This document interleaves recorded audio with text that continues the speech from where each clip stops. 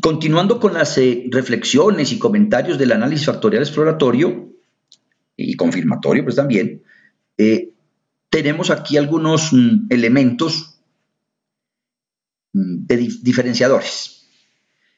El factorial exploratorio no permite al investigador definir qué ítems miden qué factores. Por eso, en la diapositiva que mostré del tema de epsilon 1, que era un factor común, salían flechas para todas las variables observables. Y de epsilon 2, que era otro factor común, salían también para todos. Ahí uno no sabe cuál es cuál, ¿no? Bien. Se denomina exploratorio porque solo podemos determinar el número de factores que esperamos. Y eso si uno lo considera, porque también en los programas sabemos que hay criterios. Bueno, los programas es una cosa, pero hay criterios para determinar cuántos son los factores. Si en un principio no tenemos ni idea, dejamos la situación a algunos aspectos más generales o algunas reglas generales y nos van a salir 3, 4. De pronto no hubo ninguno. Pues ahí es donde decimos que es unidimensional. Pero bueno, no podríamos decirle pues qué elementos conforman un determinado factor. Porque si eso se supiese, ya estaríamos en el tema confirmatorio. Bien, el análisis factorial confirmatorio se caracteriza por permitir al investigador definir cuántos factores espera, qué factores están relacionados entre sí y qué ítems están relacionados con cada factor. Ya tendríamos ahí todo el conocimiento de la estructura interna. Ahora, haciendo énfasis en lo que conversé anteriormente, el de componentes principales no es lo mismo, no se parece, no es lo sugerido hoy, el día en estas épocas, digamos del 2017 ya, para usarse como extracción de factores. Entonces, no solamente no es lo mismo, y una forma de diferenciarlos grandemente es que en el análisis factorial, sea exploratorio o confirmatorio, la variable dependiente son las variables observables. Entonces uno empieza con un x1 es igual a una variable 1 por el factor 1 más variable 2, factor 2, más variable 3, factor 3, etcétera, más un error. Ese es el análisis factorial.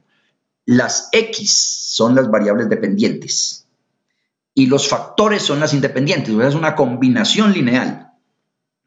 Por eso, otra vez, insisto, salen las flechitas de la latente hacia allá, o sea, los factores comunes hacia las variables observables. Mientras que el análisis de componentes principales, la variable dependiente precisamente es la componente y las variables independientes son las x. Entonces, la construcción de unos u otros son muy distintos.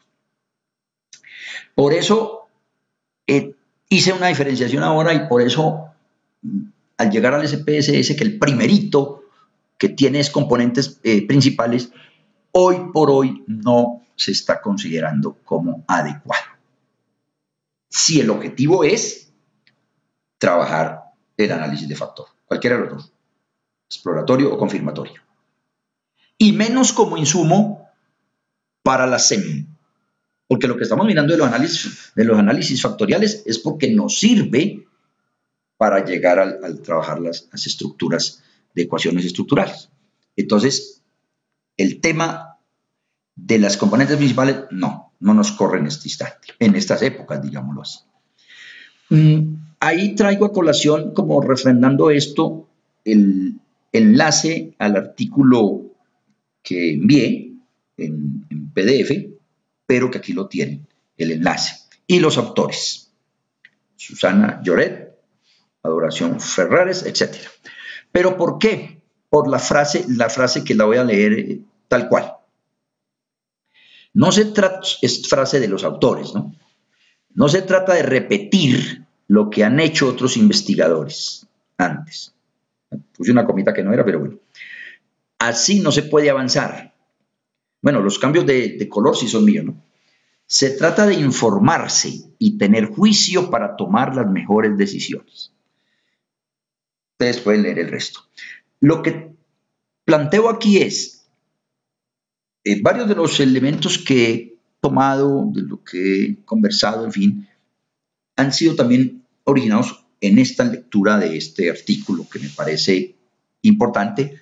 En ese artículo se citan diversos estudios en una secuencia cronológica también de estudios desde el 90 y punta más acá, donde se usaba mucho el análisis factorial confirmatorio, donde se usaba el componentes principales, etcétera, etcétera, y muchas más situaciones que están en tela de juicio y que nosotros tendremos que empezar a tener en cuenta en sesiones futuras, porque el tema, entre otros, del tamaño de muestra, el tema del número de ítems por factor,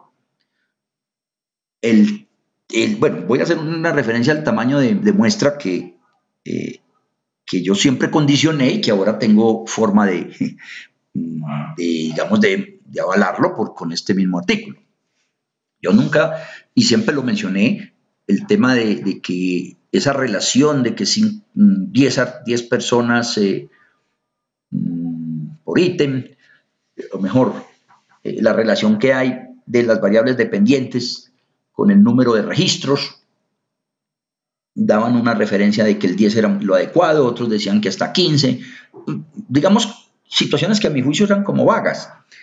Y hoy ya aquí hay, digámoslo, un argumento de estudios de diversos autores que corroboran que eso no es lo mejor. Y así por el estilo. Otra situación que se plantea en el documento es el tema de las escalas. Pues las escalas en términos del número de 5, o mejor, si es menor de 5, pues definitivamente ahí también hay que manejar los coeficientes de correlación de otra forma.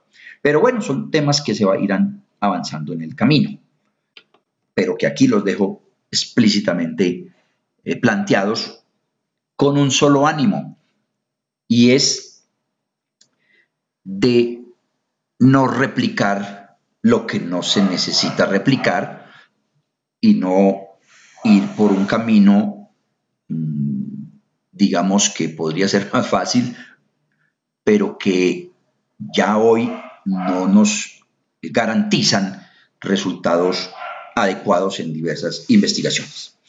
Bien, aquí tengo ya el análisis factorial confirmatorio, donde ya se conversa sobre el número de factores, ya tendríamos una información más concreta.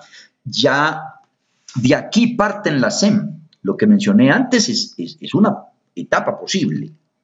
Es una etapa posible en aquellos casos como el de la misma relación de salud, de la encuesta de DANE, porque no hay una relación directa, no hay un antecedentes.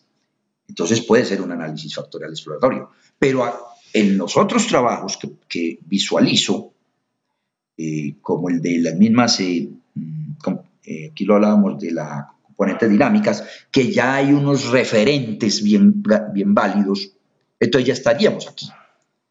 No en el anterior, estamos aquí en el confirmatorio, porque ya hay todos unos trabajos previos, toda una teoría que nos dice cómo y cuáles son los que se relacionan, incluso en qué sentido. Entonces, de ahí parto a mis hipótesis. Yo ya de ahí sé qué voy a relacionar. Ya la labor fuerte es cómo mido esas variables, que también hay la teoría, está bien, pero ahí hay que hacer grandes y mayores esfuerzos. Bien, aquí está ya en el análisis factorial confirmatorio la imagen, donde no es yo lo voy a decir en una expresión o palabra paisa, no es un reblujo, sino que ya es algo bien identificado. De epsilon 1 salen 3, o está construido para 3 variables observables. Epsilon 2 también tiene otros 3, pero ya esto está identificado. Voy. Aquí tengo entonces la estructura del confirmatorio. El epsilon 1 salen 3 flechas observables, del otro también. Podrían salir a números distintos, claro, pero es el ejemplo. Y hay el tema de la correlación o covariación, pero en este caso, lo más usual es la correlación. Ahí está. Y estas tienen sus errores, los delta. Y aquí tenemos entonces también otros coeficientes, que era lo que de pronto se planteó ahora. Otros coeficientes y otras correlaciones entre los mismos errores. Modelo de análisis factorial confirmatorio. El exploratorio no sabíamos para dónde era, pero la nomenclatura sí se mantiene, ¿no? Aquí están los lambdas, etcétera, etcétera. Esa es la situación planteada. Aquí tenemos otro ejemplo. Orientación al cliente y tengo 6 ítems. Orientación a la competencia, otros ítems, pero el esquema es el mismo. Y así sería con cualquiera de nuestros proyectos. Voy a dejar acá. Ahí está, para allá después entramos con ecuaciones estructurales.